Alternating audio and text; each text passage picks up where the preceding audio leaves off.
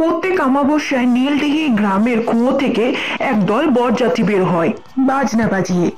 আর বরযাত্রীর মধ্যে একটা বর থাকে ঘোড়ায় বসে, সেও ভূত। প্রত্যেক অমাবস্যা রাতে গ্রামের ভেতরে আসে আর একটা জোয়ান মেয়েকে নিয়ে যায়। ওই বাজনার আওয়াজ শুনতে পাচ্ছ তোমরা?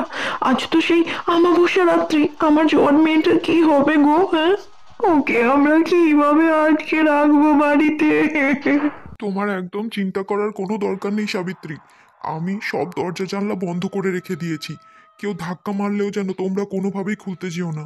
আজ রাত্রে আমরা সবাই জেগে বসে থাকবো। বাবা, আমার ভীষণ ভয় করছে। আমাকে ওরা তুলে নিয়ে চলে যাবে না তো বাবা? আমরা থাকতে তোর ভয় পাওয়ার কোনো দরকার নেই মা। আমরা আছি তো তোর পাশে সব সময়। সারা গ্রামের লোকেরা দরজা জানলা বন্ধ করে ঢুকে বসে থাকে বাড়ির মধ্যেই। আর তখনই ঠিক ব্যান্ড বাজনার আওয়াজটা আসে। ঠিক রাত্রি হয়ে যাওয়ার পরে সেই কুয়ো থেকে বেরিয়ে আসে তারা। কই কই গ্রামবাসীরা, দেখো, বরকে আপ্যায়ন করতে এলে না যে তোমরা? বরযাত্রী এসে গেছে। আজ আবার একটা বিয়ে হবে। আর কই কই আমার বধূকে তো কোথাও দেখতে পাচ্ছি না। সাবিত্রী আর তার মেয়ে ভয়ে ঠক ঠক করে কাঁপতে থাকে। তখনই ভূত বর ঘোড়া থেকে নেমে হা হা করে হাসতে থাকে।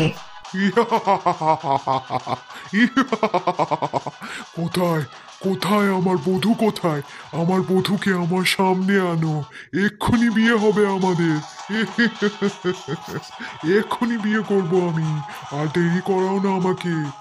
নিয়ে আসো আমার বধূকে, এক্ষুনি নিয়ে এসো। গ্রামে ছিল চারিদিক নিস্তব্ধতা। কেউ কোথাও নেই। সবাই দরজা লাগিয়ে চুপটি করে ভেতরে বসেছিল। ভূষণের বাড়ির দরজা ভেঙে ভূতটি ঢুকে পড়ে। রে, তোর জামাই এসেছে। আপ্যায়ন করবি না আমাকে? তোর জামাইকে। আমার মেয়ে তো এখনো বয়স হয়নি বিয়ে দেওয়ার। আমার মেয়ে এখনো বড্ড ছোট। ওকে ছেড়ে দাও তুমি। ওকে তুমি ছেড়ে দাও। এই বুড়ো, মিথ্যা কথা বলছিস। আমি সব জানি। পাশের গ্রামে তুই কালকেই তোর মেয়ের জন্য ছেলে দেখতে গিয়েছিলিস, ওর সাথে বিয়ে দিবি বলে। কি জানিসনি? মিথ্যা কথা বলছিস তুই আমাকে। খবরদার, আমার মেয়েকে ছোঁয়ারও তুই চেষ্টা করবি না হারামজাদা। আমি তোকে মেরে ফেলবো। তারপর আর কি, বর ভূত ভীষণ রেগে গেল আর দুজনকেই মেরে ফেললো গলা দাবিয়ে। ইমলি এসে দেখে তার মা বাবা দুজনেই মরে পড়ে আছে। মা, বাবা, ওদেরকে তুমি কেন মারলে? আমাকে ছেড়ে দাও, মা বাবার কাছে আমাকে যেতে দাও। কিন্তু ভূত কোনো মতেই কোনো কথা শুনলো না। ঘোড়ায় চাপিয়ে তাকে নিয়ে চলে গেল। পরের দিন সকালে সাবিত্রীর পরিবার স্বস্তির নিঃশ্বাস ফেলল। আমাদের মেয়ে তো বেঁচে গেল, কিন্তু ইমলির পরিবারের সাথে যা হলো খুব খারাপ হলো। কিন্তু আমি আমার মেয়েকে আর কতদিন এইভাবে বাঁচিয়ে রাখবো? কোনো না কোনো দিন তো ওই ভূত আমার মেয়েকে নিয়ে চলেই যাবে। সেই রাতের পর সারা গ্রামে আতঙ্ক ছড়িয়েছিল। তারপরে তিন গ্রামবাসী মিলে ভূষণ আর তার স্ত্রীর অন্তিম সংস্কার করলো। গ্রামের লোকেরা সবাই ভুতুড়ে বরযাত্রীরই কথা বলছিল। তারা সবাই ভীষণভাবে ভয় পেয়ে গেছিল। রোজ রোজ তো ভূতেদের অত্যাচার বেড়েই চলেছে। আমরা কতদিন আর এই ওদের অত্যাচার সহ্য করব? হাত পা গুটিয়ে আর কতদিন বসে থাকবো? কেন, ভূষণের মেয়ে কি আমাদের মেয়ে ছিল না? আমাদেরও তো মেয়ে বড় হচ্ছে, তাদেরও তো বিয়ে দিতে হবে। আমরা কেন যে এরকম হাত পা গুটিয়ে বসে থাকলাম? হ্যাঁ ভাই, তুমি ঠিকই বলেছ। কালকে যা হয়েছে ভূষণের মেয়ের সাথে, আমাদের ওইভাবে চুপচাপ বসে থাকাটা একদম ঠিক হয়নি। কিন্তু আমরা আর কি করে উঠতে পারতাম? ভূষণ আর তার স্ত্রী যেইভাবে মারা পড়লো, আমরাও তো ঠিক সেইভাবেই মারা পড়তাম। তাছাড়াও আমার মেয়েও তো বিয়ের যোগ্যী। তারও তো দেখাশোনা করলে এক্ষুনি তো ওই ভূতের বরযাত্রী আবার এসে পড়বে। তখন তোমরা সবাই আমার পাশে থেকো কিন্তু। আমাকে একটু সাহায্য করো তোমরা। তোমাদের সাহায্যর আমার খুব দরকার। আপনি চিন্তা করবেন না মাধববাবু, আমরা সবাই আপনার পাশেই আছি। গ্রামের লোকেরা সবাই খুব ব্যস্ততার মধ্যে ছিল। কেউ কেউ মিষ্টি বানাতে ব্যস্ততা ছিল, আবার অন্যদিকে প্যান্ডেল সাজানো, কনে সাজানো, এদিকেও সবাই ব্যস্ততায় পড়েছিল।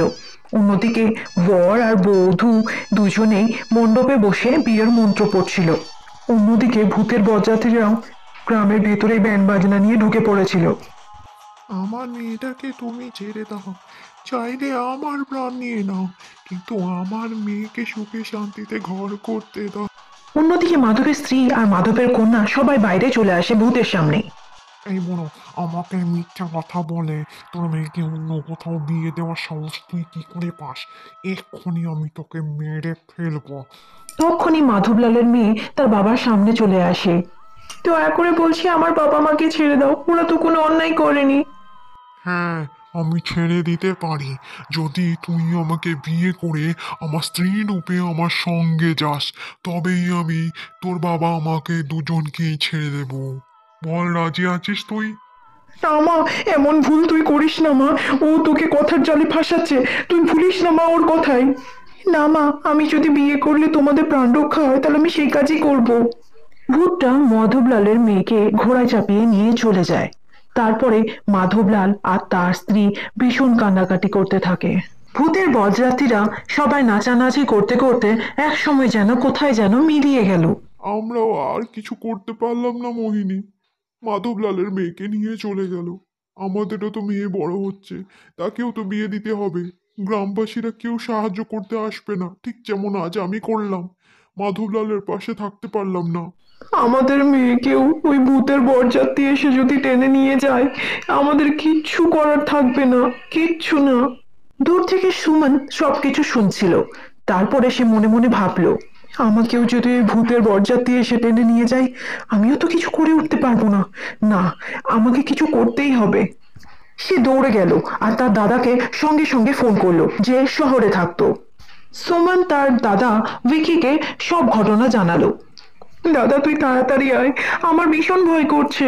কি সব পাগলের মতো উল্টাপাল্টা বকছিস? ভূতের আবার কোনো বরযাত্রী হয় নাকি? তুই স্বপ্ন টম্ব দেখলি? না না দাদা, এসব সত্যি। আচ্ছা ঠিক আছে, তাহলে আমাকে কি করতে হবে সেটা বল, আমি সেরকম ভাবেই প্রস্তুতি নেব। তুই ভাই বোনের মধ্যে অনেকক্ষণ ধরে এই ভূতের ঘটনাটাকে নিয়ে কথোপকথন হয়। তারপরে ভিকি তার বোনকে খুব সাবধানে থাকার কথা বলে। ভিকি সেই রাত্রে ট্রেনের টিকিট করে নীলদিঘি আসার জন্য। তারপরে ট্রেনে চেপে সোজা নীলদিঘি গ্রামে পৌঁছে যায়। আর সকালে সমস্ত গ্রামবাসীর সঙ্গে সে কথা বলে ভূতেদের বরযাত্রীর ব্যাপারে। কাকাবাবু, তোমরা কি করে পারলে নিজেদের মেয়েদেরকে ওইভাবে ভূতের হাতে তুলে দিতে? তোমরা এতটা কাপুরুষ হয়ে গেছো, কিচ্ছু করতে পারলে না তোমরা? বাবা, ওরা ভীষণ শক্তিশালী। ওদের ওপরে কিছু করা মানে নিজেদের প্রাণহানি করা, যেমন ভূষণা তার স্ত্রীর সাথে হলো। আমরা কিছু করতে পারবো না বাবা, একা দ্বারা সেই সব সম্ভবই নয়। ভূতের সাথে আবার মানুষের লড়াই, সে কখনো শুনেছো তুমি? না না, বিকি বাবা, এত রাগারাগি করিস না, মাথা গরম করিস না। সব ব্যাপারটা আগে শোন। আসলে বহুকাল আগের ঘটনা। অন্য গ্রাম থেকে এই গ্রামে বরযাত্রী আসছিল, আর মধ্যি রাস্তায় কিছু ডাকাতের দল সেই বরযাত্রীদেরকে ভীষণ অত্যাচার করে মেরে ফেলেছিল। আর যে বর ছিল সে আসলে খুব ভালো মানুষ ছিল, কিন্তু সে অনেক কাকতি মিনতি করার পরেও ডাকাতের হাত থেকে সেও রেহাই পায়নি। আর এই গ্রামের যে কুয়োটাই দেখছিস, সেই কুয়োতে এসে তাদের লাশগুলো এসে ডাকাতেরা ফেলে দিয়েছিল। তারপর থেকেই এই ভয়ঙ্কর ঘটনা ঘটে যাচ্ছে। ও আচ্ছা, তবে এই ব্যাপার, বুঝলাম। শোনো তবে, আমার মাথায় একটা প্ল্যান এসেছে। ওই কুয়োর ভেতরে গিয়ে আমাকে দেখতেই হবে আসল রহস্যটা কি। তোমরা শুধু আমাকে সাহায্য করবে, আমার পাশে থাকবে, তাহলেই হবে। তবে আজকে রাতেই সেই ঘটনা থেকে চিরকালের জন্য মুক্তি আমাদের পেতেই হবে। যেমন করে হোক সাহস করে যেতেই হবে। তারপরে সেই রাত্রে ভূতের বরযাত্রী সেই গ্রামের মধ্যে আবার প্রবেশ করলো। বিকিও সেই রাত্রে বধূ সেজে লাল শাড়ি পরে বসেছিল। ভূতের বরযাত্রী এসে বিকিকেই সেখান থেকে নিয়ে যায়। আর কুয়োর মধ্যে বিকি গিয়ে দেখলো সেই বরযাত্রীর মৃতদেহগুলো, কঙ্কালগুলো সেখানেই পড়ে আছে। এ কি, গ্রামবাসী আমাকে তবে কি ঠকালো? একটা বধূ রূপে আমাকে একটা পুরুষ মানুষ দিয়ে গেল। না, এ আমি কিছুতেই সহ্য করব না। এক্ষুনি এক্ষুনি ওই গ্রামবাসীকে আমাকে সাহায্য করতেই হবে। দেখ তবে কি করি আমি। ভিকিও সাহস করে তখনই সমস্ত কঙ্কালগুলোতে আগুন ধরিয়ে দিল। আর বরযাত্রী দলও সঙ্গে সঙ্গে আগুনের সাথে সাথে গায়েব হয়ে গেল। তারপর নীলদিঘি গ্রামের সমস্ত মেয়েদের ভালোভাবে বিয়ে হতে লাগলো।